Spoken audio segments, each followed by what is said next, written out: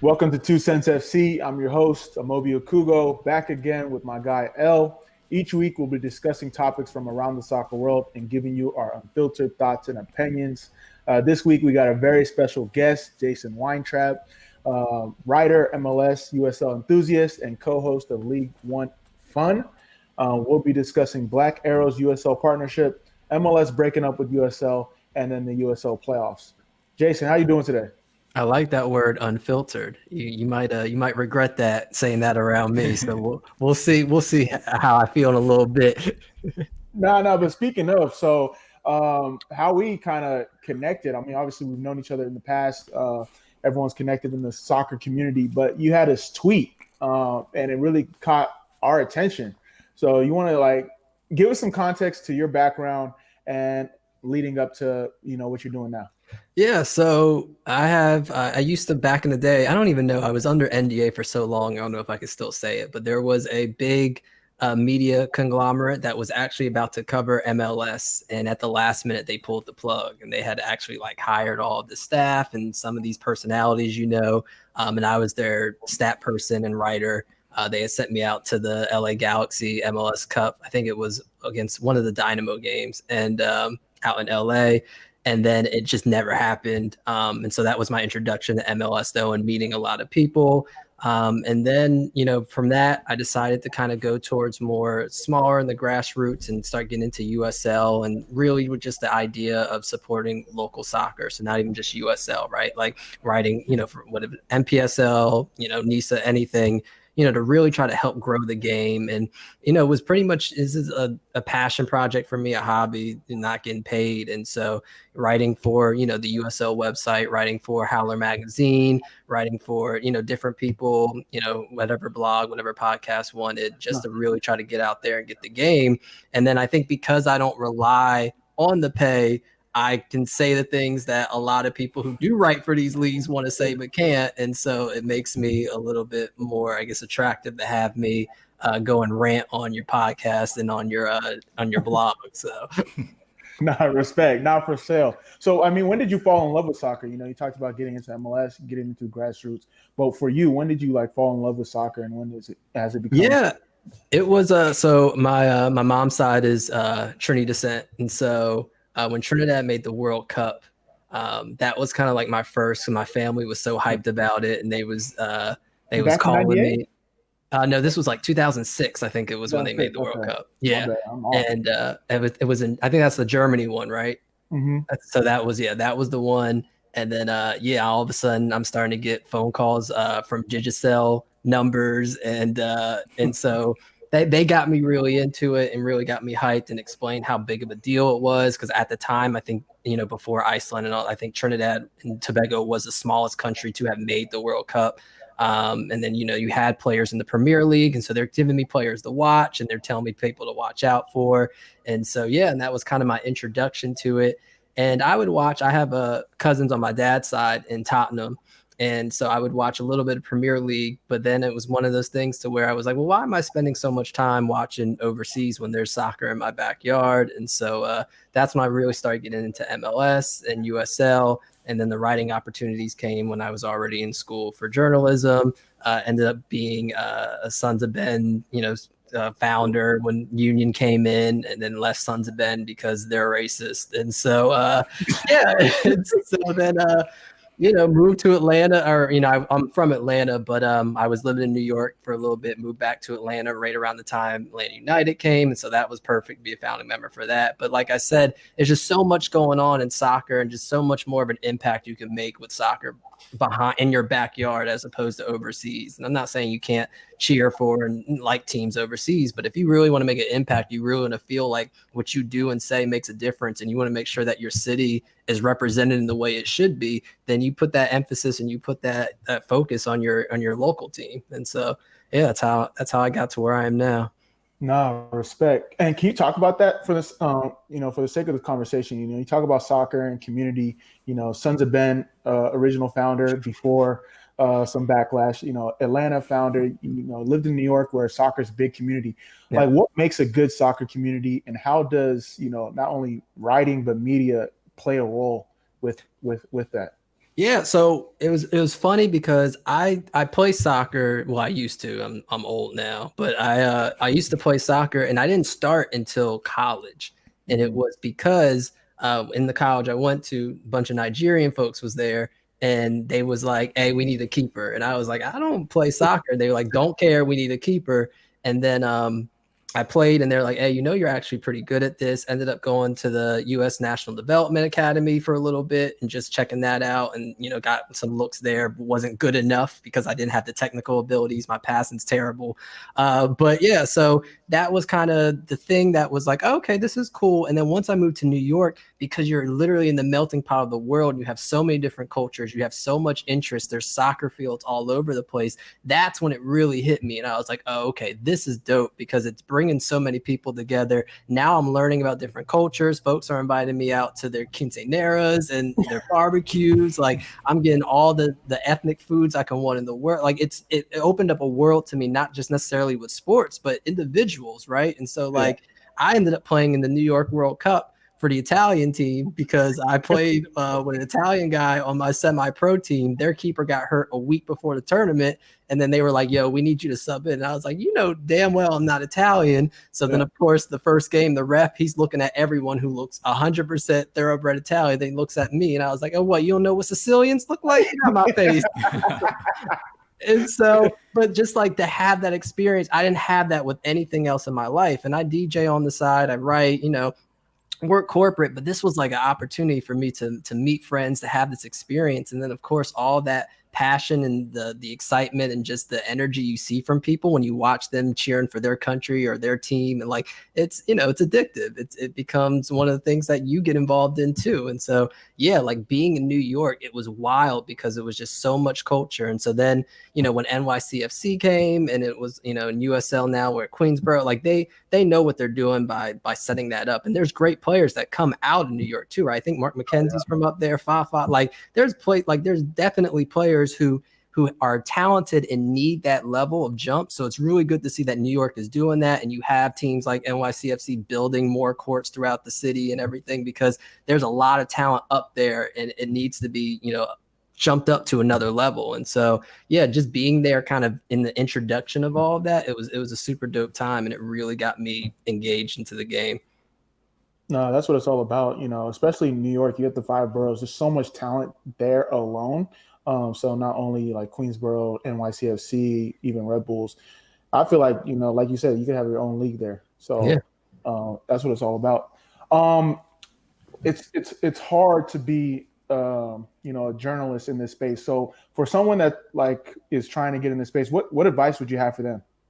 So, I mean, I'm gonna be real with you. It's all who you know. And I used to think it was only a journalist thing. I think that's just a life thing at this point, right? Like no matter what industry you in, it's all you know. So communication is key, right? Like talk to as many people as you can and understand that like that's going to be your way. And you're not necessarily, you can pitch 100 million times and 9 out of 10 times you're not going to get a response, and that one of the other 10 times they're going to steal it and use it for themselves. So in reality, it's just try to talk to people and build these relationships. And if you find yourself creating content no one else is, or you have a group of people creating content no one else is, then don't wait on the leagues and all the big media outlets to then try to scoop y'all up and steal your stuff. Go ahead and do your own thing and allow that fan base to grow organically, because then all of a sudden, if you guys have a blog or a podcast or a digital magazine and all these people, and you're having, watching sessions or live view sessions of a game, and you're doing all these cool activities, people are going to notice. And at 9 times out of 10, if they don't have the resources to steal it on their own, they're going to want you involved. And that's how you build it up. And I think if more people did that, like when you look at things like BGN, like that network of where you have fan driven content, podcasts and blogs, like if more people did that, then it's going to put the pressure on the bigger outlets to then come down and work with you. And kind of what we're seeing with like USL and Black Arrow, which I know we're going to get to in a little bit. No, that's great advice, because I know a lot of people are looking into like how do they get their pitch across, how do they, start. Yeah, don't. Go Don't cold send your pitch. Don't. I didn't have way too many ideas stolen for me to recommend that to anybody. Like I would meet somebody, have a couple conversations. If they seem like they're a decent individual, then go ahead and pitch it to them. But blind pitching, you're just going to disappoint yourself because people will put that in their back pocket and run with it. That's amazing. So say this is really interesting because this is a show, and as we try to grow, we're trying to learn too. So say you have an idea, but you may not have the funds to do it. So what would be your approach to that? So the idea then is you try to look for people who maybe do have the funds or at least allow for you to reallocate those resources, or you try on you don't put it all into it, right? So you have this idea and you say, okay, I don't have the funds to do this. Let me do bits and parts to gain some attraction to it. So then all of a sudden I might have people that want to fund me or source me, right? If I say, okay, now you got a little piece of it. Now you have the vision. Here's the whole plan. And people go, yeah, I'll throw $10 at that easy. And now you're all of a sudden you have, some venturists that are actually funding it as opposed to you having to do it at your own back pocket. No, that's great advice. And definitely if anyone listening, make sure you guys tune in. And speaking of content, you've done some great stuff. You've done stuff with USL, Howler, but now you have your own show called League One Fun. Can you talk about that? Yeah. So when USL announced League One, to me, I was like, okay, cool. This is a perfect opportunity to start from something from the beginning. And my whole sole purpose of doing it, again, I don't get paid. I'm trying to highlight players and help them get the bag and get them up to USL Championship, up to MLS, and really try to highlight that pipeline. And I'm also trying to promote the game in this country and make it more exciting. I think a lot of it is a lot of people tend to jump the Premier League outside of the popularity, but it's also that's where all of this content is, right? Like when you look at the Bleacher Reports, Men in Blazers, all that, like there's so much more European soccer content that comes to this country than American soccer content. So it's obvious to see why a teenager or a young adult would start watching that, because it's just like, well, I don't have anything to like, why would I start watching American soccer when I don't know anything about it? I don't have any content to learn anything about it. And if it is, it's, very just cut and dry content. And so like me and Ira is like one of those people who has, I don't know how he does it, because he has a corporate job just as busy as me, except he got a family that he'd be ignoring. And so I don't know where he is. And now he's an owner of a team. So he's somebody like I'm trying to help grow the game. He is growing the game. He cares about supporting local soccer to the point he went out and got a USL League Two team. And so he and we do this show, and I mean, it really is just to try to generate interest in this league, right? We would want someone to listen to a player and watch a game because of that. And, it's accessible with the ESPN Plus. And so if you ain't doing nothing on a Saturday at 2:00 and then you say, oh, you know what? I heard or I saw Jason ranting about Richmond or Chattanooga or whoever, like, let me go ahead and turn this on and see what he was talking about. And then that might lead to something else. And if not anything, at least it leads to acknowledgement. Maybe someone sends a tweet about it, and that's brand awareness. And so, yeah, that's our goal with it. We're just really trying to grow the league and trying to help these players get noticed as well. No, it's amazing what you're doing. I remember growing up playing club soccer, top drawer soccer. I mean, it's popular now, but growing up, like, shout out to Robert Ziegler, wherever he's at. I think he sold the company, but like people like you that are doing this, it doesn't go unnoticed. So definitely shout out to what you're doing. I got a couple boys in USL League One. Who are some top talents that you would, if you had like a best 11? It's funny. I'm gonna go ahead and plug. I actually have next week's show, I'm doing my best 11 who are ready for the next level. Okay. And so these are guys who haven't played in USL Championship or MLS before, who I think are ready. Last year, I think there was 17 players who ended up making the jump to USL Championship or MLS. But yeah, so a couple names. Shaq Adams out of Tucson. I don't know what he's doing in this league. That boy is incredible. Like speed, skill, finishing. He's got it all. Well, I know he was drafted by Nashville. It didn't work out there. So I was shocked to see him come down the USL League One, but it's been amazing watching him all year. So that's definitely a name to look out for, because there's no way this boy should be playing in the league next year. Absolutely no way. And then you have a couple of other people like that are halfway. So Arturo Rodriguez was the league MVP last year. He was supposed to be playing with Real Monarchs, but with this 2020 season, nobody's getting that consistent time and format they should. So he ended up coming back down here. And the league is every fan of every other team. If you're not a fan of North Texas, everyone is livid that he is back, because North Texas didn't look anywhere close to how good they were last year, and they won the championship. Easily the best team, dominated all season, dominating the playoffs. He's the catalyst of it. He comes back down. All of a sudden now we're at the last week of the season this weekend, and they have a chance to make the championship, and it literally is because of him. So Arturo, I think, is somebody, especially in that FC Dallas pipeline, there's no way he's not going to be in MLS in another year or two. He's just absolutely incredible. So that's definitely someone else to look forward to too. No, that's great. I know you can't give the whole take because you're going to have it next week, so make sure you guys tune into that. But I know, as someone that writes content in this space, I want to talk about anonymous sources. Okay. Agent giving you like things to talk about, players getting mad at what you talk about. Give us that take, because I've always been interested to get into that dynamic of someone that writes content. Obviously with you're not getting paid, so you don't have to worry about what anyone does. So how is that dynamic for you specifically? Yeah, so if you follow me on Twitter, I usually do it more so on the off season, but I do things called spicy scoops. And this is where I'm pretty much getting all this information from everyone, and it's everything from teams folding to when COVID outbreaks to coach and player fights, and it's basically, I'm at the point now I don't have to reach out for those things, right? Like, people are coming to me because they know that this is their avenue of being able to get that out. And I know especially with USL, MLS, but especially with USL, when a lot of folks aren't even getting paid to play, they're just getting a place to stay and some food 3 times a week.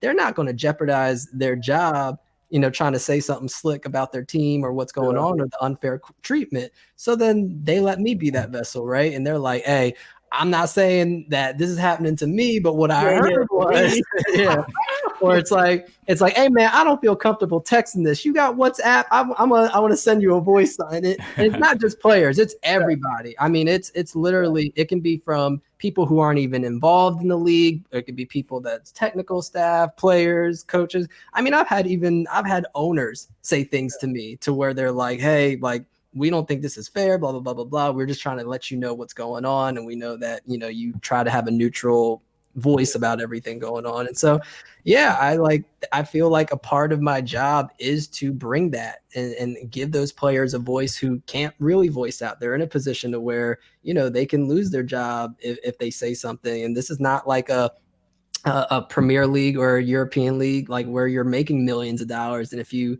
it's not like Ozil can say whatever he wants and he's still getting paid. That man can say whatever the hell he wants and he's still getting paid. Nobody can do that here unless you're, Vea or somebody at MLS making millions. And so, yeah, it's important to have, I think, a platform to where I can get that and confirm it, right? I'm not just going to hear something and then say it widely. And I mean, one thing I take pride in is I think I probably had about 100 spicy scoops in the past year, and every single one of them has been true.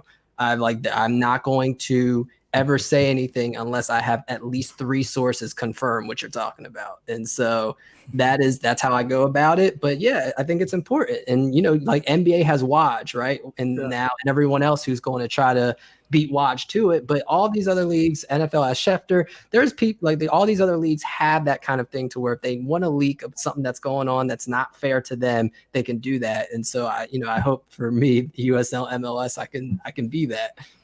No, I was just about to say that you like the Woj of the USL. Get all the inside scoops. That's really amazing, because I feel like one of the biggest misconceptions is like there's no secret in sports, where there is, and there's unique ways to get information out without getting information out. So it's also about unfairness. Like my thing is, I'm like, if y'all just complaining because your food sucks, I don't know what to tell you, bro. Maybe you need to leave the team and try to find another spot. But like if, for instance, I went on a rant because Orlando City B has a player, an Austin Amor, who was probably their second best player last year on their team. And he was only one of 2 people they brought back to OCB, right?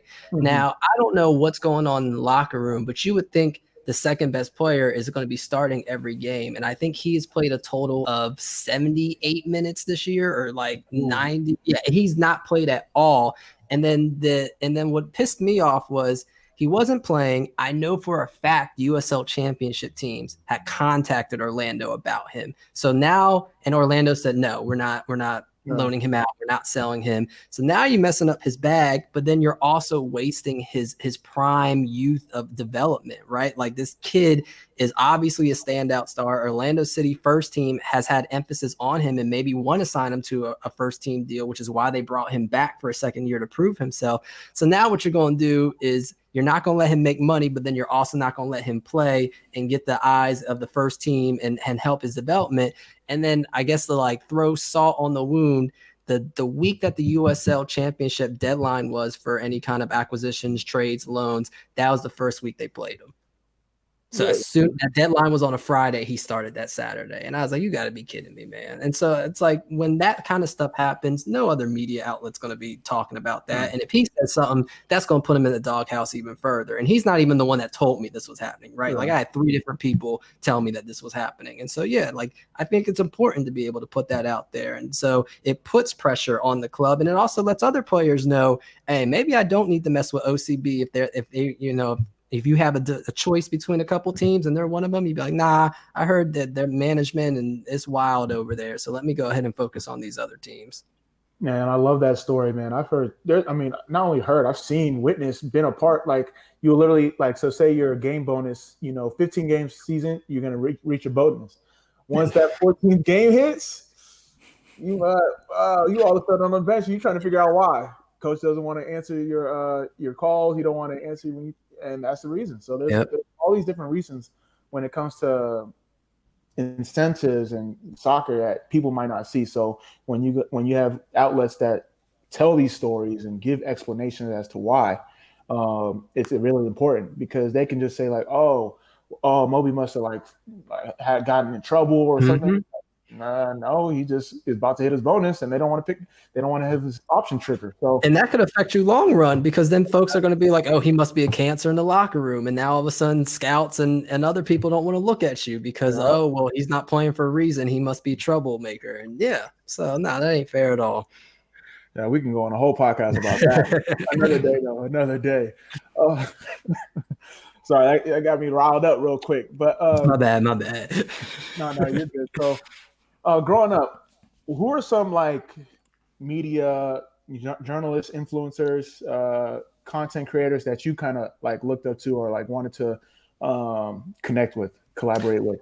So it's funny because I got into soccer so late. It wasn't one of those things to where I was reading magazines all the time. I wasn't looking at Sports Illustrated and preparing for that. It was one of those things to where I actually was getting all my information from Big Soccer and you was on Big Soccer? Yeah, I was on Big Soccer. And then when I was going to Trinidad, the Soca Warriors, they've got their own forum. So I was on there, in college and high school trying to get all that. And so it became one of those things to where I knew there was a disconnect between you had these major outlets that were covering, and then you had all of the users and the people who are talking about it, the fans, and there was no middle ground. There was nothing that really gave you that, okay, the fans are saying this is what's happening, and the media is just completely ignoring it. So when it does come to why is this player not playing, right? There's no media really talking about it. They're just kind of tiptoeing behind it. Whereas Big Soccer, that's where you get all the rumors and the people talking about it. And you would have somebody be like, hey, throwaway account, I'm a scout here at blah, blah, blah, blah, blah. This is what's going on. And so I was always inspired to kind of find that middle ground. And so you've had websites in the past who have somewhat tried to do it, but then they're also biased. So even with Deadspin and things like that, you get the idea behind them, but then depending on the writers, it ends up being trash, and then it becomes worthless. And so that was kind of my goal, especially in college when I was writing, because I was actually an entertainment journalist in music. So I used to write for Billboard magazine, the Grammys, CNN, and it was music focused. And then had met a couple of people. Shout out to my boy Karith. You probably know Karith. He used to be a Union beat writer. Yeah. So he was a big influence too. He was like, hey man, go on and get in this game and start writing. And so, the OG. Yeah. And so And so he was probably the first person to really be like, yeah, bro, you need to go ahead and try to get into it. And so I started slowly going into sports. I used to have a podcast on Complex Media's network. And so that was like one of the first podcasts. I think like I would interview everybody and talk about all sports, but that was the one. And this is in the OG. This is back in 2010 when podcasts were really first popping off. So it was one of the only ones I knew of where I was talking about soccer and talking to soccer players. And so, yeah, it was always that inspiration to find that middle ground to where you were getting more in-depth content and the stuff that you really wanted to know outside of what Sports Illustrated and all the bigger outlets were telling you about. No, I respect. So this is my last question before L takes the throne. But if there's one story that you could write, today, what would it be? Oh, well, let me go ahead and tell you what that story would have been. So I was working on it was a long piece featuring a lot of different people, and it was about the Black experience of soccer in America. And it was talking about from a youth all the way up to a professional. And I talked to people like Coach Bulow because I got it from the coaching perspective. I was talking to players. And so the last piece of this was supposed to be with DeMarcus Beasley, right? And I talked to Houston Dynamo comms department, went back and forth, done the runaround, got it confirmed. And they kept playing games with me. And I was like, look, I know y'all are in CCL. Y'all got this game in Guatemala. I'm going to come to Guatemala and meet y'all at the hotel to interview DeMarcus because then there's no excuse. He's not in Houston. He don't need to rush back to his family. He's in a hotel lobby, and we're going to get this done. Of course, it didn't happen. And so dealing with them, and then their senior comms director reached out to me and apologized and everything. And he was like, let me know the next time you're in Houston. And I was like, well, I'm actually going to be in Houston next week.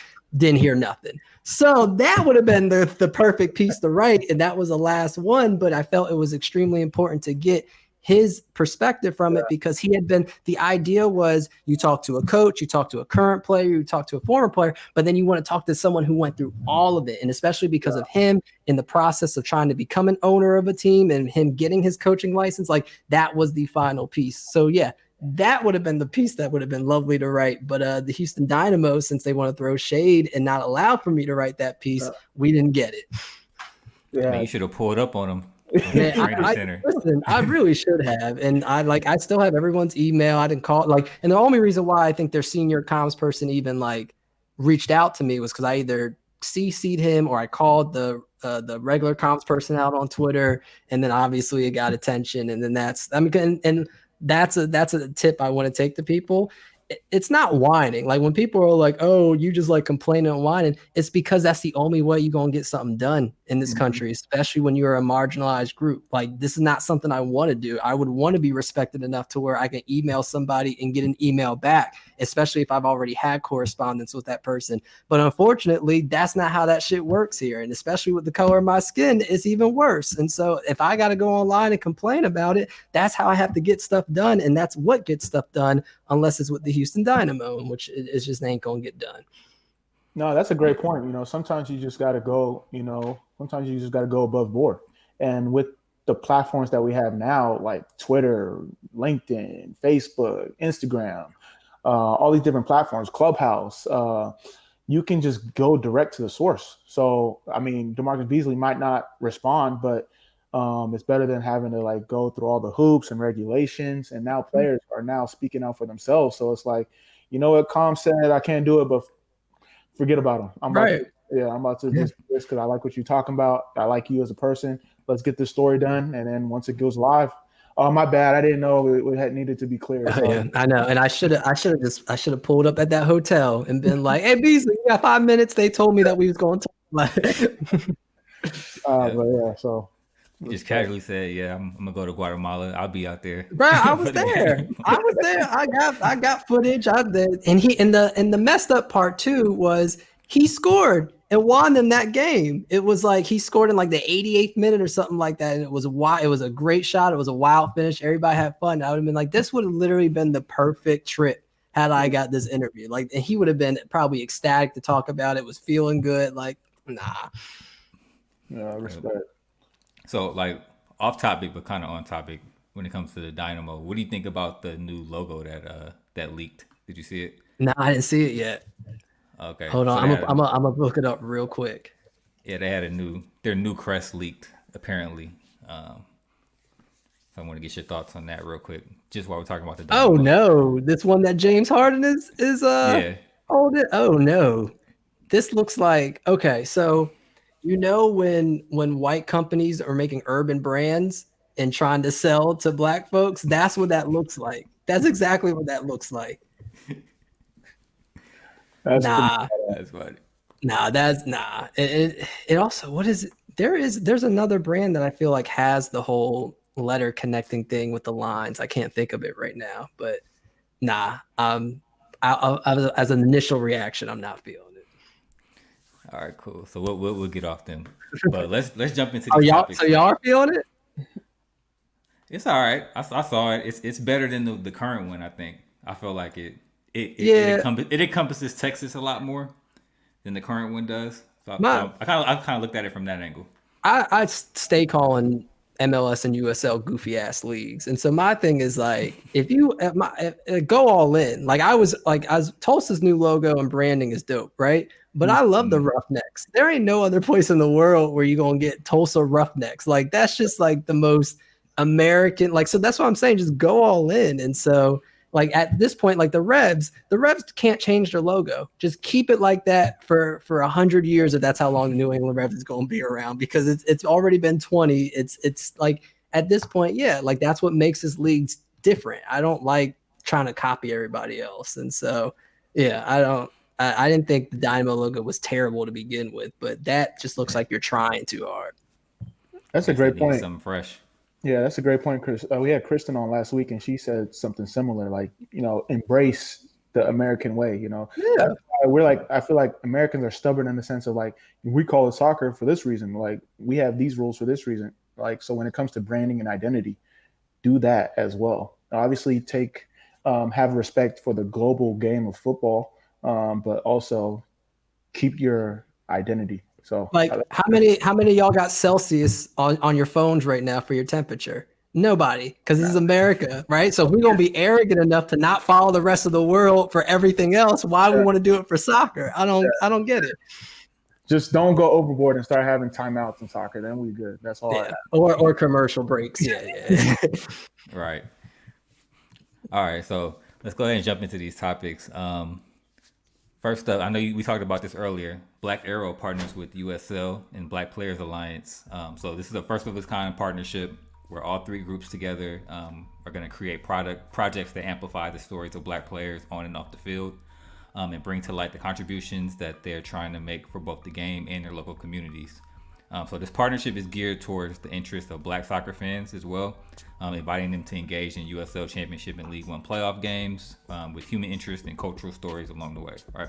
So I want to get you guys' thoughts on A, this partnership, and B, leagues trying to, trying to like put their money where their mouth is when it comes to engaging the Black community or engaging diverse communities with partnerships like this. So Jason, you can go ahead and jump in. I know you got a lot to say. It's ideology wise, I like it, right? And anytime a player feels like they have a platform to where they can kind of tell their story or speak, then that's dope, right? And so, I mean, USL combining with also to a Black group and a Black entity to bring that together, as opposed to just doing it themselves or hiring a third party vendor of people who aren't in the game and who aren't trying to promote this message. I think partnering with Black Arrow is a great decision because Black Arrow already has that intent to deliver this message to Black people from Black people.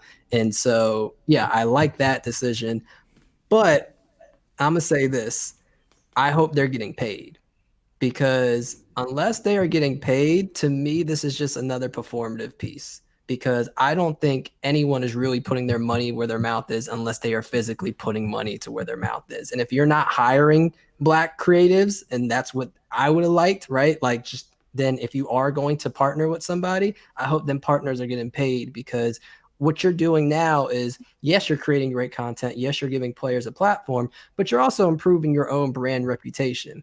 And so to do that off the back of somebody Black, is not right. Like it's pretty much what this whole country's been made out of. It's just benefiting and both monetarily and reputation and just in general off of the back of Black folks. And so regardless of what the content is, I hope that some kind of payments going on, some kind of contract, and maybe where they'll start doing other creative for, USL. Maybe they start doing other video series for them on the side. Like, I just don't, I love the platform, love that players can speak and they can bring attention. I do think that the one thing American soccer lacks the most is personalities, especially when we talk about, minorities in the Black community. Like you got to bring personalities, right? Like growing up, it was all about who I thought was most swagged out athletes. Like, so not only were they Black, but it was like, oh yeah, like Iverson changed the game, right? Mike Vick changed the game. These were guys we looked up to, not just because of their athletic ability, but because they were also personality wise, just amazing ass folks. And so if this is a platform to where we can show that, dope, then we can get more kids involved. We can get more fans involved. But I still, number one priority, if you're serious about this, they need to be getting paid. Straight up and down. Yeah, that's a great point. I'd say shout out to Black Arrow, Aaron Dolores, the whole team. For me personally, outside of the content, outside of the storytelling, I want to see some, I want to know what they plan on doing with that. Like, how do they package it to something sustainable for the growth of soccer from a minority standpoint? So obviously, if you see more stories of Black athletes in the soccer space, the younger guys or the guys and gals will see like, oh, I didn't know like this player played soccer, or like I didn't know soccer was as accessible to me over basketball and football. So get more people involved in the sport, get more people involved in the community. That's what I want to see from this, like as a way to grow that. And like you said, personality, that's a big thing. I feel like soccer players are boring in a sense, like not soccer players in general, like European, like all those leagues. I feel like if we can get that personality, I don't want to say like the gossip around soccer, but the gossip around soccer is like that's what keeps people engaged too. Like you don't have like a league page. What's the like more than stats page about soccer? You don't have like those like curated channels about soccer. They're starting to come up, but I feel like we need to see more. Yeah, I mean, like you look with baseball, right? Baseball was considered the most boring sport for especially the younger demographic, right? Yeah. And they for so long were like, oh, it's about tradition and blah, blah, blah, blah, blah. And you shouldn't do that. It's America's pastime. They're giving up on that because they see the viewership is going down and soccer's kind of taking over that market that they had. So now these players are rocking these heavy ass chains. Now home runs, we throwing the bat. We're not just tossing it. We are literally throwing that 30 yards and catching it into the other dugout. Like we're not playing. So, but they're getting behind that now, right? You've seen a couple times where I know like somebody hit like a grand slam when they were up by 8 runs and they're like, oh, well, that's not part of the game. Yeah. They saw the backlash that got and it was just like, never mind, let them do what they need to do because this is a new generation coming up. Right. And like I said, they're easily influenced and they have more accessibility to resources that we didn't as a kid. Right. Like reason why I didn't play soccer until college, because I probably couldn't afford it. And it was probably a pain in the ass to play because then my mom would have to drive me an hour over to a town on a Saturday morning that she ain't feel like doing after working all week. And so it's one of those things to where now, because there are more opportunities, I'm not going to say better opportunities or fair opportunities, but there are more opportunities. Now's the time to persuade that. So if we can get some personalities, and I love Josie because Josie will speak his mind and Josie will be Josie. And so you get more players like that but it's all about that, like I said, that space to feel comfortable in doing that in. Yeah. And so I hope that's what Aaron and Black Arrow can provide is this. And they say to USL, hey, we're going to do this, but y'all need to be aware we are going to get these personalities. We're going to get them to say how they feel, talk about their experiences, and y'all need to be 100% backing them on that. And they're not going to punish them for that because that's the opposite of what we want for this. Yeah. That's one thing I feel that just American soccer in general is missing is there's no LeBron James on any level of American soccer. You know what I'm saying? There's no there's star players, but there's no like that transcending player that every kid grows up wanting to be. Every kid is following, buying their boots, buying their jersey. Like you see that in Europe, like it's kind of ingrained in Europe. Like there's no star or like one transcending star out here. And let's not act like the micro racism wasn't existing, right? Because like I loved Eddie Johnson growing up, and they talked about Eddie Johnson one time. Shout out to Eddie Johnson. And they talked about Eddie like a dog, and I was like, for what? Like because he would get like he's playing the game like everybody else was, and if he was Argentinian, if he was Italian, they wouldn't say nothing, right? They would just be like, oh, that's culturally, they have a passion for this game and they love it. And that's why they're acting like that. Right. They're fiery. Yeah. And so, but because he's black, all of a sudden it's a problem. And I hated that. But that's one of the things to where I feel like if players can't do that and show who they really are, we're never going to get the personalities that we need for the players in this country and to have that influence the kids. No, you're exactly right. Sure. Yeah. Freddie Adu, Eddie Johnson, Danny Satella. You know, you even had like DeMarcus Beasley at some point because, you know, with some of the stuff that he did. I mean, and Jermaine Jones is crazy, right? Yeah. 1,000% crazy. I'll not deny that. But don't sit here and tell me he doesn't make us more entertaining, right? He makes the league entertaining, whether it's for good or bad. Like it's exactly like it makes it entertaining. Is he out of his mind? Yes. But if you give him a platform to where he can be out of his mind, you're going to get more people tuned in. Yeah, facts. Yeah, I mean, he performs on the field too, so that helps as well.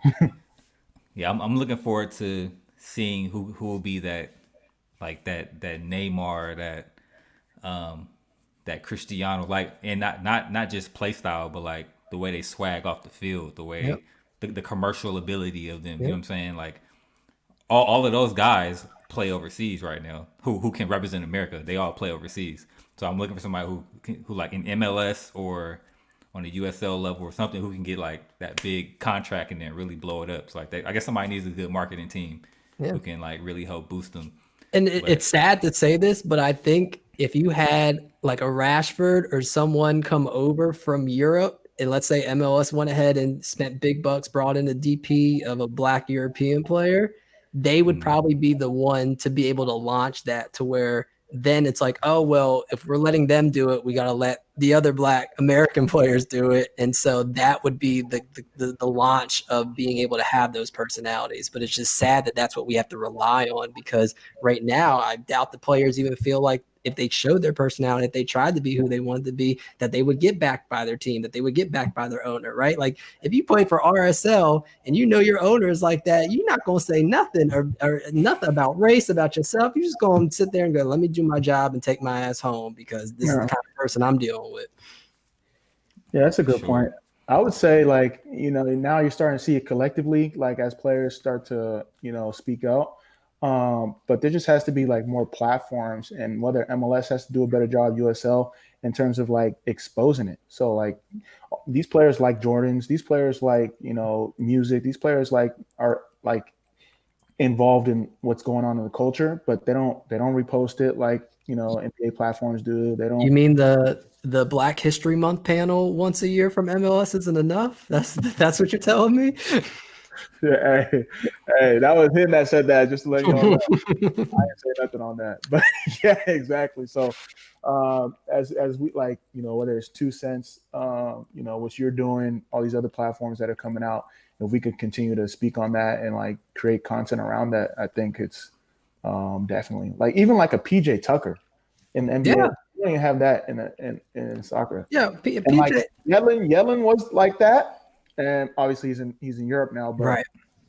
We need more. But they're out there. That's the crazy thing, though. They're out there, even on the NWSL level. Like there's so many like sneakerheads, like swaggiest people you would ever meet. Here's the part we're missing: how many black people are working for these leagues and these media outlets to where they are going to bring these ideas and they're going to be able to execute it with the players? That's what we're missing. So we're not going to be able to get them segments in those platforms. I got my phone number. I've been telling folks for the longest. Like, yeah, you're right. Yeah. Like, I mean, like, I can't, like, Kalen Carr does his movements and they're dope and they're really good in look depth into different cultures and different, you know, players and upbringings, but it's once every other month, once every 3 months. And then that's it. Every other thing else is all about gameplay and all about, so yeah, there isn't a platform for these players to have that. And then there isn't a diverse team to where people can bring those ideas, right? There's like we could talk about Yedlin's hair, like when he was with Seattle, Yedlin's haircut watch should have been something every week, like, because that's what he did, that's what his art was. And so yeah, it's, I think a big missing piece of that is we got to get Black folks into that work team. Yeah, and that's something that we kind of want to do here at 2 Cents. But of course, resources, time, and money, and then access to the players as well is very difficult. But that's something we could chop about offline. We can strategize on how to blow this up. We figured that out for sure. Yeah, even like in the sense, sorry, this is a great topic, but like in the sense of like, there's no like all the like docuseries content is English soccer. Like we need to have that here too. I know YouTube did like a 3-part series for LAFC, but I know Houston Dynamo did like a slice series, but like we need more of those as well. Yeah, there needs to be a yearly Hard Knock style show for like one of the MLS teams, stuff like that. Yeah, that LAFC ESPN 360 or whatever it was, the ESPN Plus doc, that was dope. And like that was the good team to do it. A super diverse team. You got Bob, and Bob's flamboyant. He ain't gonna hold back his feelings. And so more things like that. Like I enjoyed that more than the Sunderland Till I Died documentary thing. So you're 1,000% right. Yep, I believe Bleacher Report has something with Kansas City. It's like an academy type show for like IG Live or something like that. I checked it out, but it wasn't anything that was like super captivating. Right. But we just need something with a little bit more spice, a little bit more culture in it, from a different lens. And consistent. Facts. Yeah, for sure. Not just a one-off. You're right. Yeah. So speaking of MLS, though, a lot of MLS's, MLS Two Sides have been kind of pulling out of USL recently. So we had Union 2, Portland Timbers, and Orlando City B will cease competition in the USL at the end of the 2020 season. And we have yet to see any other MLS 2 teams pull out. But MLS did announce a new reserve league. So it's kind of up in the air to see what will happen between these two leagues and, the teams, the secondary teams that are in them. So Jason, I want to get your take on what it means for both sides. What does it mean for USL with these teams pulling out, and what does it mean for MLS with them, not having that affiliation and kind of starting their own thing? Yeah, so for USL, if you look at all their moves that they've done, especially in the past 2-3 years, I fully think that they are planning to have a clean break from MLS and do their own thing, or at least put themselves in a position to make MLS make a decision like, look, are we going to do some kind of a pro rail? Are we going to have some kind of a pipeline system that's cemented in a long-term contract? Because when you look at USL with their academy now, with the introduction to USL League 1 and USL League 2, with pro contracts, right? So now USL is trying to get the bag to where when their players go to Europe, they don't have to share it with MLS or share it with any other teams. They can get it within themselves. And it's already happened. And so like you look at Orange County, you look at San Antonio, they have so many young, talented players that are on those pro contracts that I know are going to get to Europe, and San Antonio is going to be making some bank in another 2-3 years. San Antonio or Mexico, they got some talent that way. Yeah. And so I think USL prepared for it. And I think it comes down to, when you look at the two teams, the two major things are opportunity and money. So I think a couple of teams you're going to see pull out, maybe like they just don't want to spend the money. They don't want to spend the money on a new stadium, branding, have a daily operation where they need to put fans into seats and sell merch to keep money flow going. So they're just like, look, we'll go in this reserve league. We don't have to pay as much. And, with the USL, you have to have like all these, protocols, like your stadium has to have at least 3,000 seats or 5,000, something like that. And you have to be able to have a capital, of this much as an investor. And so some teams are like, look, we're not trying to spend all that money. We're not trying to do all that. And so they're leaving. But I do think that the other side of it is when they are leaving, I think it's going to hurt the development of players, because I do think especially with USL League 1, this is your opportunity to where you're playing with people who are MLS caliber, right? Like, so Eduardo Sosa, for instance, for Fort Lauderdale, he's been playing this year. There ain't no way that man belongs in USL League One, USL Championship. He was playing at MLS, was playing for Columbus Crew, and just could not stay healthy, right? And so when he was playing consistently, got hurt, couldn't win his job back because they went out, got DPs and everything. So now he goes down to Fort Lauderdale, and he's been killing it. And you can look at the talent level, but the fact that a 16, 17-year-old can go into a league and play against people like him, can play against people like Don Smart, who has played in USL for an eternity, right? And has that veteran experience, and play for these players who have played overseas and have come back. Like Richmond Kickers had this guy, Emiliano Terzaghi, who is an Argentine, who played in the Argentinian Premier League, and he's just come aboard and has killed it. And so as a 17-year-old defender, yeah, I want to play against that guy who is a veteran, who has played in, you know, some of the best leagues in the world, as opposed to playing a 16-year-old kid who, you know, has stood out on his club squad or stood out in the academy, right? And that's not to say that there isn't talent there, because when you look at people like Ricardo Pepe, who played like 5 games in USL League One, and FC Dallas was like, oh, okay, yeah, now he needs to be playing MLS, and signed him to the contract. But I do think that's what you lose out on, right? And so even though these OCB kids, for instance, are getting killed every week, they're playing against guys twice as big as them, twice as experienced as them. And that plays a big role into preparing you for the next level, right? If you're just going to play reserve kids and play everyone that's the same level as you for 5 straight years, then how are you growing as a player, right? You might be the best at that level, but at that level, only a couple of them are good enough to move on. Whereas you're playing against USL Championship MLS guys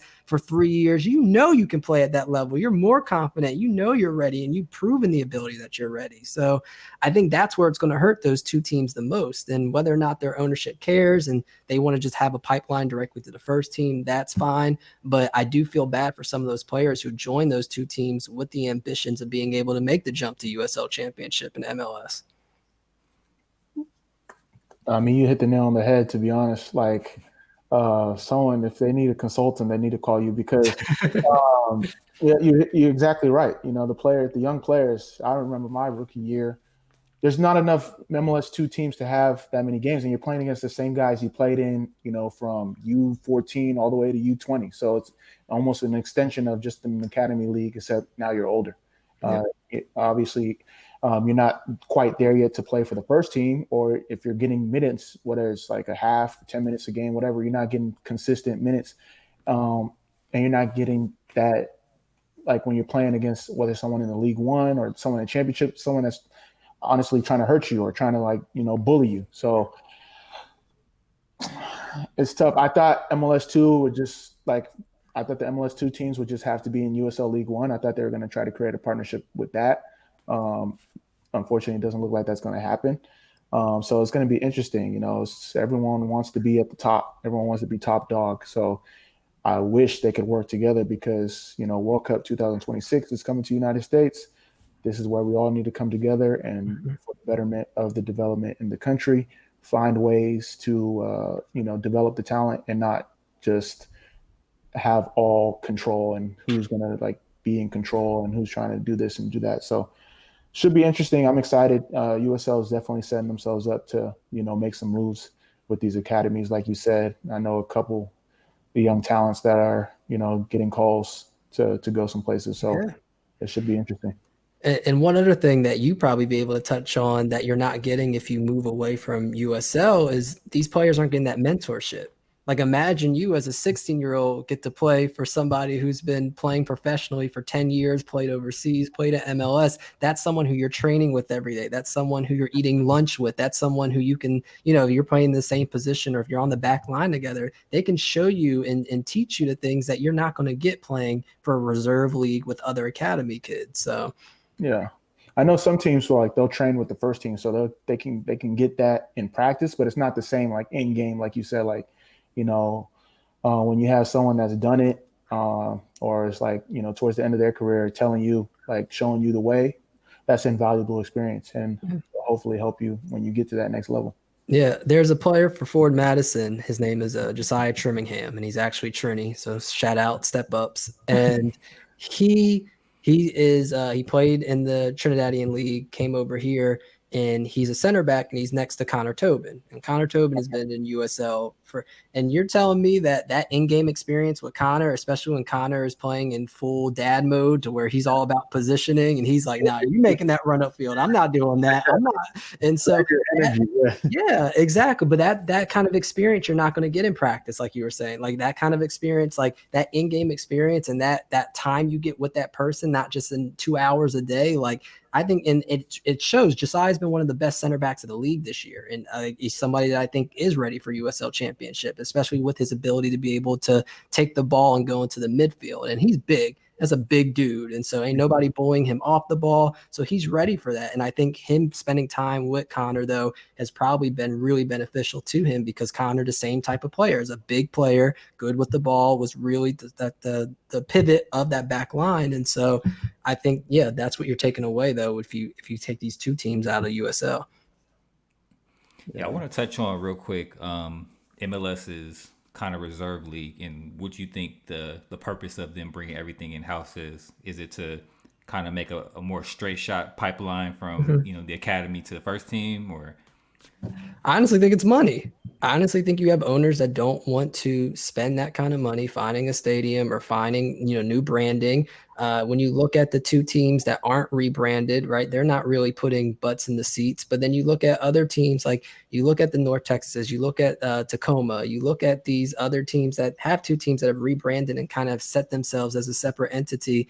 It's possible and it works. And they're able to loan in players internationally who they might want to look at for the first team and actually get to see them play as opposed to taking a chance or having them sit on the bench the whole time. So yeah, I think it's a mixture of, they just want to have a quick pipeline. They obviously believe in their academy and believe that they don't need to have people come in on loans and find people in an affiliate team. But I also think money is a huge part of it. I think that a lot of owners are just cheap as hell and they're not trying to sit here and pay for pretty much two teams.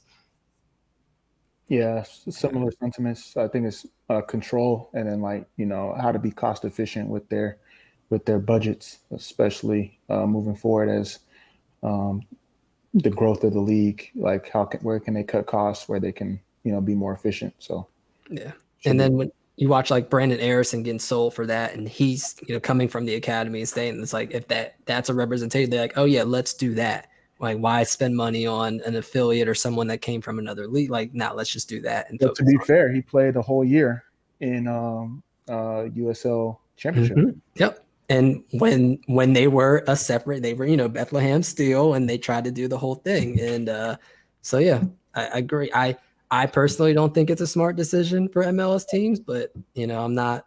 It's not my business. Tyler Adams, same route, full year with Red Bulls too. Yeah. Colin Clark, full year with, because you get those spot minutes, one game every 10 games. You have to be a true talent. Even Alphonso Davis, he was playing Reserve League when he was 15. Obviously, he's different.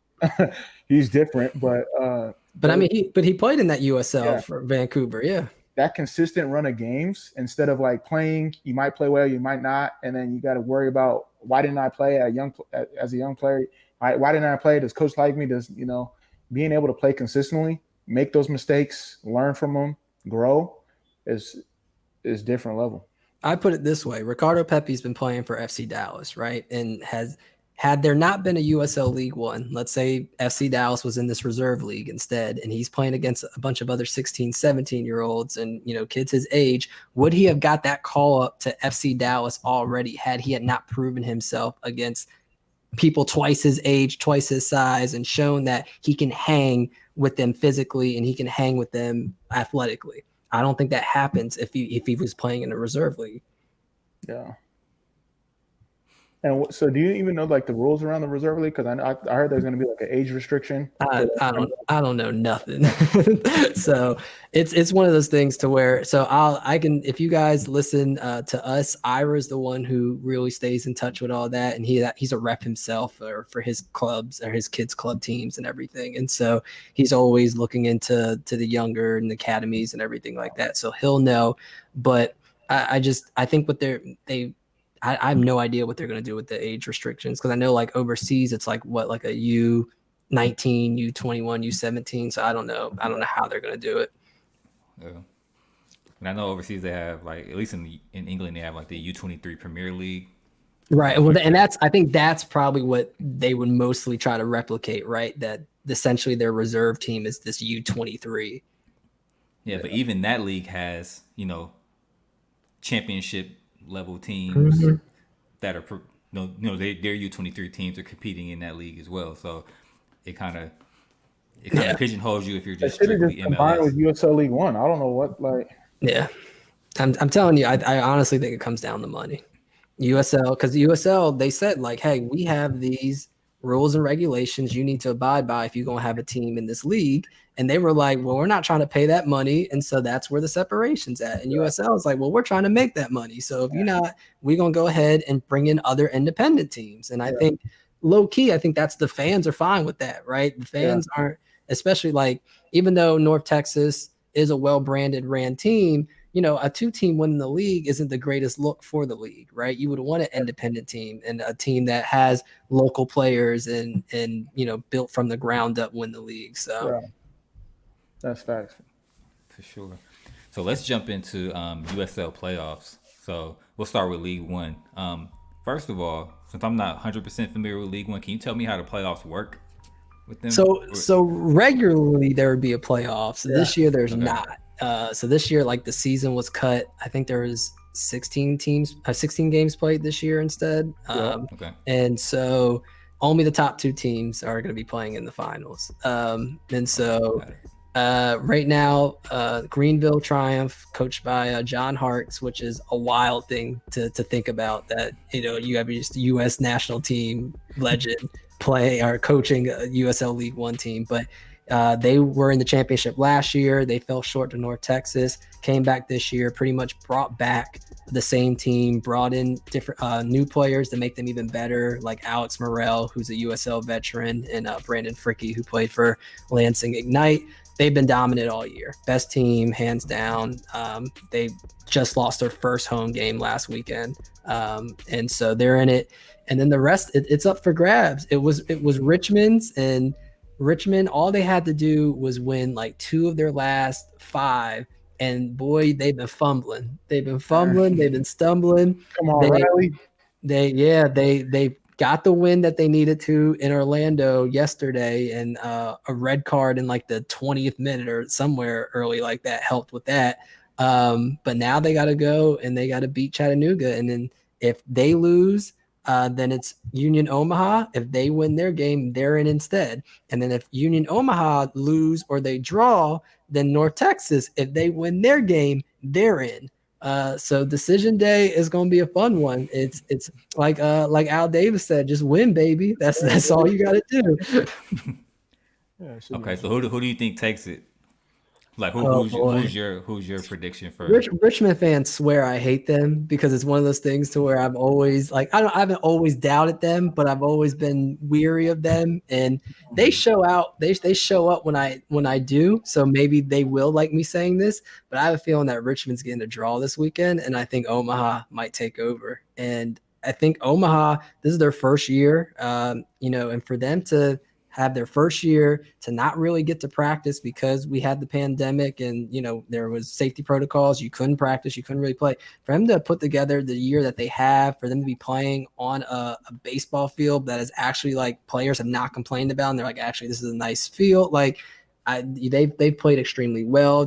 Beginning of the season, we're pretty much drawing every game. So just getting points when they can. And now they've really hit their stride. And I think the more fun matchup against Greenville would be against Omaha, who actually went to Greenville and beat Greenville last weekend as the only team to do that all year. So if anything, they deserve that spot the way that Richmond's been messing up. But I do think that it's, we'll see, because Richmond, I can't call it anymore. I don't know which Richmond side shows up. Is it going to be the one who was dominating for most of the year, or the one that we've seen in the last quarter of the season? So, but I do have a feeling that Richmond's going to draw and Omaha's going to take advantage. But I will say, and so maybe 5 weeks ago, I predicted that if Richmond lost 2 of those games, North Texas would come back and get that last spot. So do with that what you will, because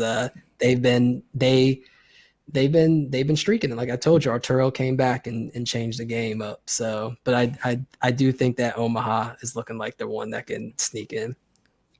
Okay. Mm-hmm. And shout out to the homie Yogi from River City 93. I've been Yep. watching him spaz out on the timeline. Elliot's not over gonna make Richmond. it. Elliot is not gonna make it. That boy, if he's not an alcoholic already, it's Saturday is the day he's gonna become one for good or for bad purposes. Oh, who is? For sure. All right, so let's talk about USL Championship. They're in the Final Four, the semis. We have Louisville City FC versus Tampa Bay Rowdies, and then Phoenix Rising versus El Paso. So I want to get your predictions on that, like who heads to the final, and then who wins it all. Yeah, so I mean, I've been on Louisville. It's Louisville's to lose all year. I think it is, right, and I think they've performed well. I think they've been handling their business. I do think though that this game is going to be closer than people think. And you look at all the writers and people online, everyone's choosing Louisville easy.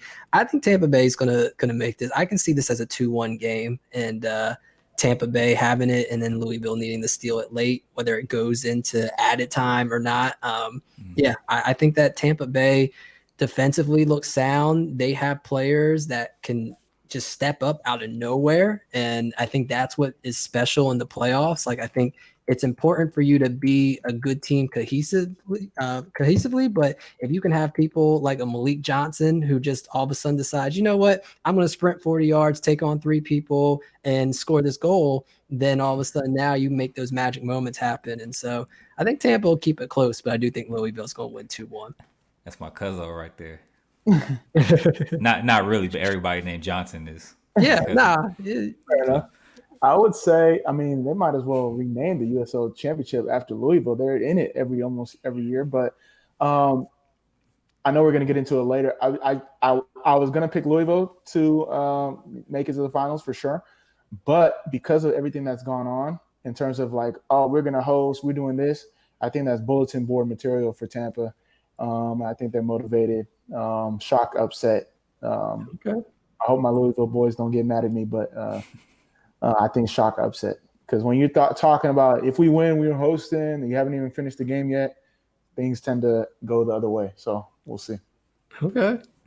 You don't think that with their coaching that they have that kind of level, like, hey, y'all need to set it straight. Remember where we at right now and stop thinking about the future. Oh yeah, I mean, Coach had got him set up. I know, like they're well prepared. You got a good spine. Paulo, who else is on their squad?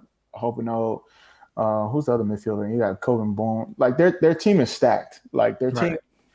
I'm surprised they don't make like a obviously Open Cup wasn't around this year, but consistently make that deep run. Right. But I'm superstitious. So like things tend to like go differently. I just, so my pick is Louisville, but my pick isn't, if that makes sense. So you picking Louisville, but in case not, then you can be like, see, I told y'all Louisville was going to slip up. Nobody wanted to listen to me. I got you. I hedged my bets, Right. So. Sidebar: USL needs their own like internal cup as well. Oh yeah, they definitely need to between all 3 levels, their own cup competition. Absolutely. All right, so what about the West? We got Phoenix Rising versus El Paso.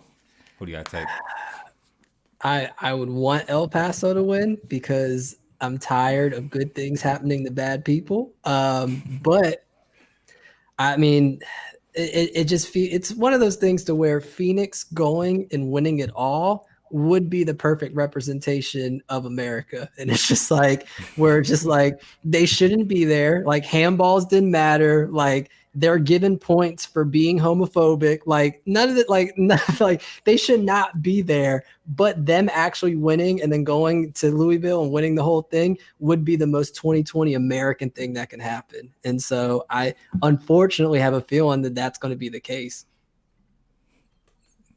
What'd you say, Amobi? I know you play out the West, so you got to be at home. Phoenix is going to be at home. They don't lose at home. Yeah, they don't lose at home. El Paso plays a good brand of soccer, but playing away, it's different. I mean, both their games have gone to PKs. It's going to PKs. I'll go Phoenix. Yeah. I'll go Phoenix. Yeah, just I think it's the.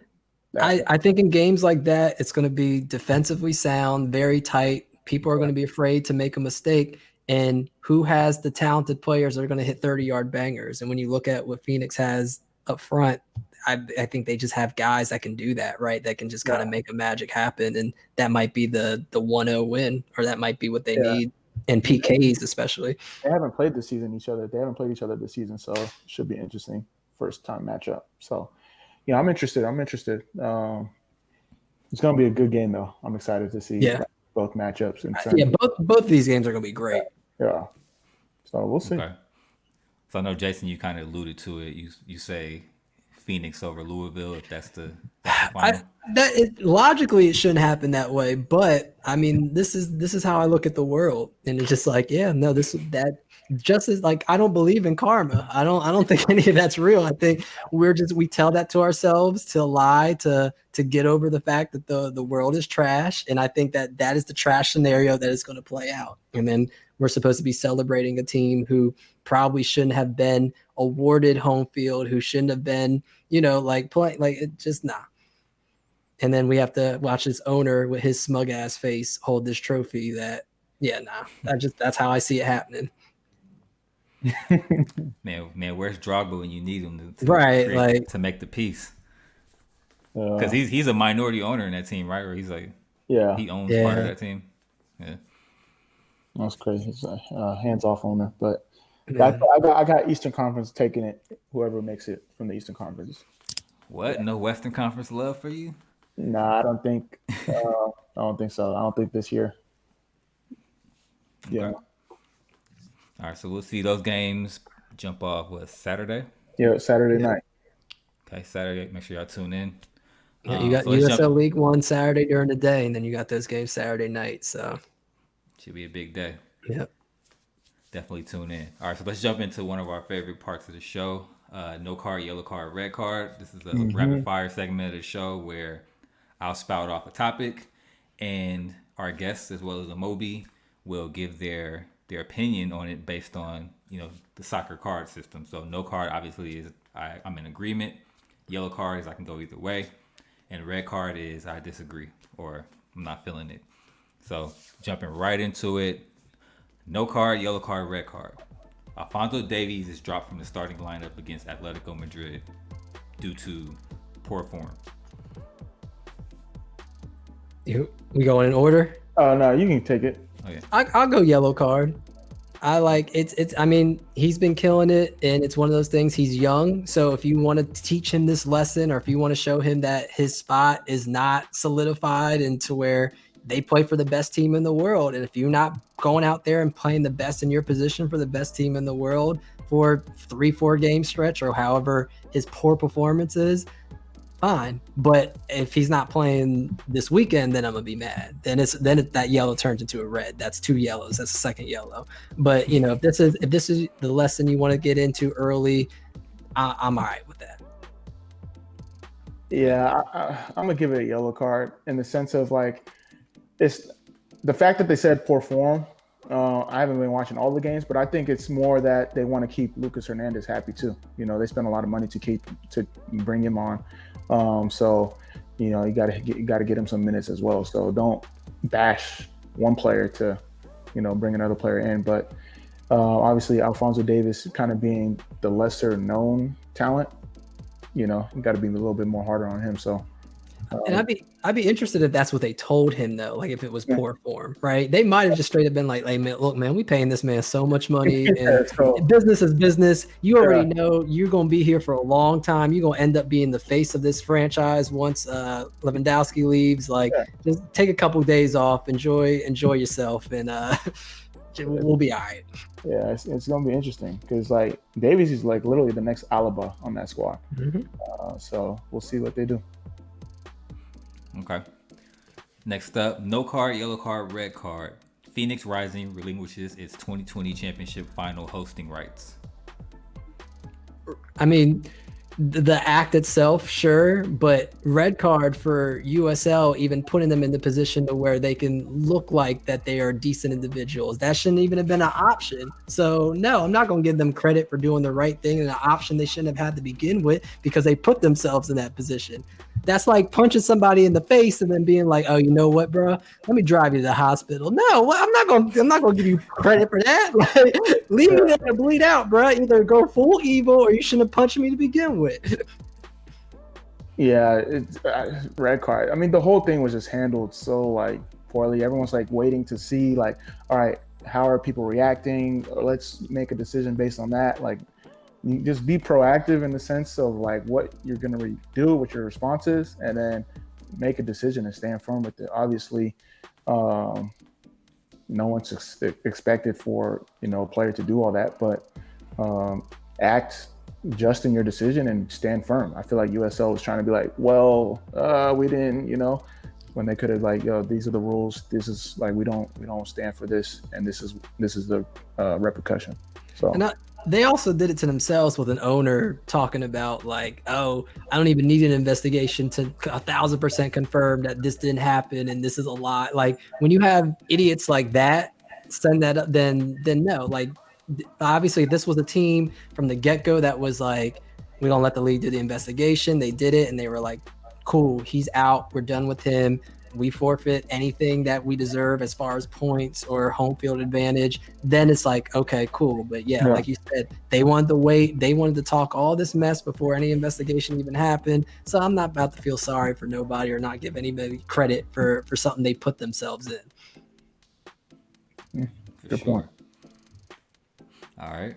So last one, no card, yellow card, red card. Big European clubs negotiating to form an 18-team European Premier League. Red card, like y'all don't make enough money. Just let us watch soccer, man, and stop trying to squeeze every nickel and dime and exploit people. Like it's getting annoying. The fact that like I have to watch Champions League on a different platform than Europa on a different platform than Premier on a different platform. Like it's taking the fun out of the game, man. Just let the players play and stop worrying about making so much damn money. Now I know why some of the English fans are like hate when American owners come into the fold because everything's just money. But and then also another shout out to the Spanish channels. My Spanish is getting so much better because that's where I watch all my soccer now. Because I gotta get a CBS All Access. I gotta get NBC. I gotta get TN. Like, nah, I'm not dealing with that. So, nah. It's like we already watched Champions League. Just make the top four if you want to play against the top European teams. So that's my take. Yeah, and then as a player, imagine you playing in that and you get hurt and now you messing up your money just because they was greedy and wanted to make more. Nah, it's not worth it. Yeah, you got this, you got ICC that's trying to do everything's too much. Yeah, I mean they want these players to just play year round, not have no kind of time with their families, no kind of time off, and it's going to tear their bodies apart. They're going to end up having NFL running back careers where they're going to have to retire at 27 years old. Like it's not fair. Yep, fair point. So that wraps up no card, yellow card, red card, but we're going to jump right into Premier League predictions for week 6. So what I'll do is I'll read off the teams and you guys just say who you think will win, lose, or draw. Simple as that. We typically do the top 6 teams as well as maybe those other teams who aren't top 6 but maybe top of the table. Okay. So like the Aston Villas and whatnot. So first up, we have West Ham versus Manchester City. Oh, Man City. They taking that one. Yeah, and Man City played well yesterday. Yeah. So yeah, I got Man City taking that. All right, now we got Man United versus Chelsea. This question's for you because you already know my answer. Go on, Chelsea. See, my Chelsea, like offensively, Chelsea's fine. I don't know what's going on. Like I expected their game last week to be a defensive game, and it was what, like 3-3. So I don't know what's going on. But then I also don't know about United's finishing. So I'm gonna call this one a draw. I'm gonna say that this one's gonna be like a 2-2 draw. Okay. Man U's definitely getting a penalty. So if I can do a side, because I'm a gambler, so I'm gonna go ahead right now and tell my bookie, yes, penalty kick plus 250. I'm putting money on that for sure. So United is definitely getting a penalty, but yeah, I think a 2-2 draw is looking good. Speaking Bruno of Fernandez miss and retake. We might need to open up a 2 cents little daily fantasy thing. Sports betting or something. That's a good shout. It's not a bad idea. I'm open to all delinquents to join me in this journey. I damn near had a heart attack betting on Copa Libertadores yesterday. I had a parlay and had all these bets, and team is up by 1. They're up a man. There's 10 minutes left. I'm like, I'm already thinking about where I'm gonna go get my steak dinner. They gave up 2 goals in 9 minutes. Damn. And I was like, while up a man, and I was like, you got to be kidding me. And I'm literally about to throw my television out off the balcony. And then they went ahead and just scored 2 goals in extra time, like it was nothing to win the game. Like I knew was going to happen. So yes, delinquents, come join us. Responsibly though, a frugal athlete gotta tell people. always bet responsibly. All right, next up we got Liverpool versus Sheffield United. Ooh.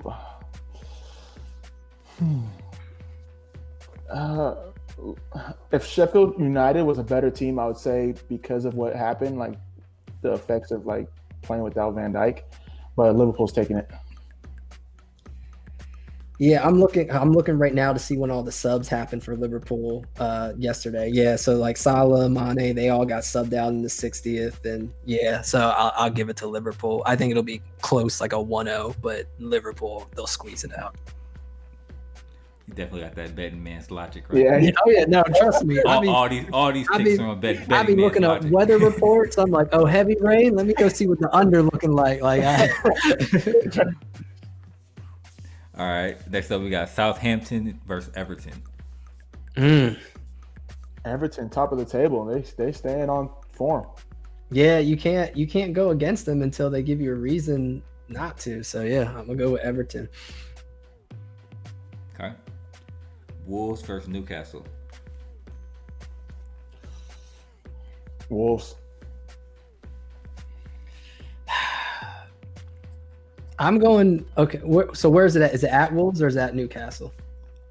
I am not sure. I think it's at Wolves because it's first. So okay. No fan. I'll give it. I'm gonna go draw. Okay. I don't trust Wolves. I just don't trust their defense, and I just feel like they just haven't gotten it together the same way they had it last year. And like Leeds game, they definitely should have lost. That Fulham game, they won like 1-0 and could have so I just don't 100% get it. And Newcastle loves games like that to where it's just like you overlook them and they put that 1-1 in. So I'm gonna go ahead and say draw. Okay. We got Arsenal, Leicester City. Mind you, I'm a big Arsenal fan. You're a big Arsenal fan? Not me, L. Oh, well, that in that case, no. I don't know. Is Vardy going to be playing? Because I know he didn't play today. So I'm not sure. Yeah. So if Vardy plays, I'm gonna go Leicester. If he doesn't, I'll go Arsenal. Yeah, I'm going tie. 1-1. Okay. And we got last up. We have Burnley versus Tottenham. Kane and Son can't stop scoring. They're giving up these late leads though. I'll go. Burnley plays good soccer though too. Tottenham. They'll bounce back. Yeah, I'm supposed to be a Tottenham fan with my family there. It's one of the most frustrating things in my life, and I decided to not go about it because I've already got too much stress. But yeah, like you said, Tottenham keep on scoring, and I don't think Burnley has the firepower to catch up, where if Tottenham goes up 2-0, I don't think they're going to come back and tie it up 2-2. So yeah, I'll go Tottenham. All right, cool. So those are our predictions for week 6. Be on the lookout in the future, maybe, for the 2 Cents Sportsbook show. Yeah, Jason. you gotta write them down because I'm gonna talk trash on Twitter if I beat y'all. Get the over/under parlays and all that. I'm big on the so that's it. Yeah, that's it. Yo, Jason, thank you so much for.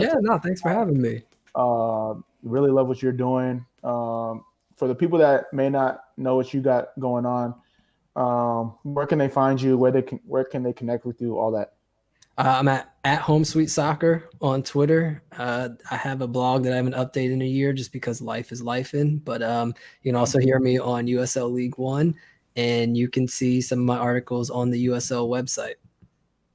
No, respect. Yeah, so we're definitely gonna have that in the show notes. That's our show for this week. I think we just hit episode 20. So episode 20, man, the inaugural season. Yeah, inaugural season. We definitely got to do something for that. Subscribe, rate, and review. It helps us get discovered. I think we broke a record last week. I think we're going to break it again this week. Follow us on the socials at 2 Cents FC. Check out our merch at 2centsports.shop. El's rocking it right now. It also helps support the show. And tweet us your comments on the show and any topics you want me or El to discuss. Once again, Jason, this podcast was amazing. I feel like we can go another hour, but we got things to do. You got things. We'll do it offline. We'll take over offline. Yeah, but yeah, that's it. So catch y'all later every Friday. Peace out, y'all. Peace.